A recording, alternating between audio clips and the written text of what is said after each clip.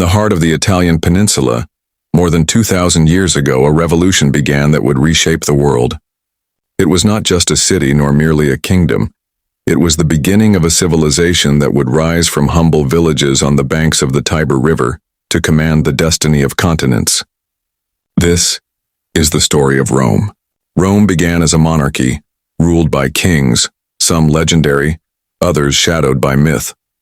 But in 509 BCE, a spark of revolution changed everything. The Romans, weary of tyranny, overthrew their last king, Tarquin the Proud, and established a new order, the Roman Republic. This republic was unlike anything the ancient world had seen. Power would no longer rest in the hands of one man. Instead, it was shared, divided between magistrates, the Senate, and assemblies of citizens. Though imperfect and often favoring the wealthy elite, the Republic introduced the concept of checks and balances, a political experiment that still inspires governments today. But Rome was not content with survival. It was destined for expansion. Surrounded by rival tribes and ambitious neighbors, the Romans fought relentlessly to secure their place. From the Samnite Wars to battles with the Etruscans, Rome gradually united the Italian peninsula under its banner. What set Rome apart was not just military power but strategy.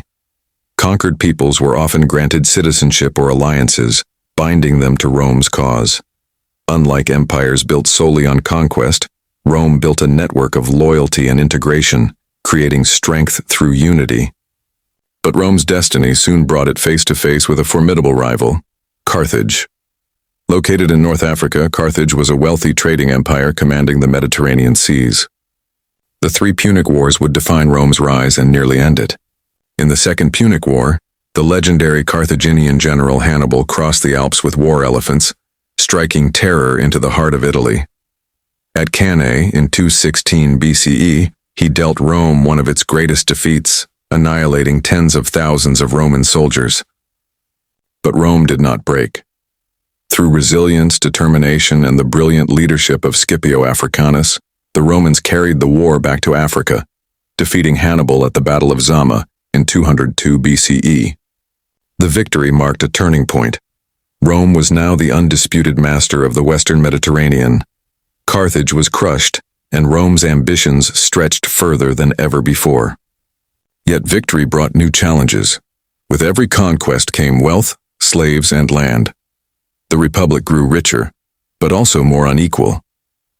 This is the legacy of Rome, the eternal city, the eternal idea. If you liked our video, then please subscribe to the channel and be sure to share it. The small farmer, once the backbone of Rome, found himself overshadowed by wealthy aristocrats who built vast estates called latifundia. Political power shifted increasingly to the elite, while the common people struggled. This inequality sparked unrest. Reformers like the Gracchi brothers tried to redistribute land and restore fairness. But their attempts ended in bloodshed, revealing deep cracks within the Republic. Rome was becoming an empire in all but name, its democratic ideals strained by the demands of expansion. As the Republic faltered, ambitious generals saw opportunity. Roman soldiers, loyal to their commanders rather than the state, became instruments of personal power.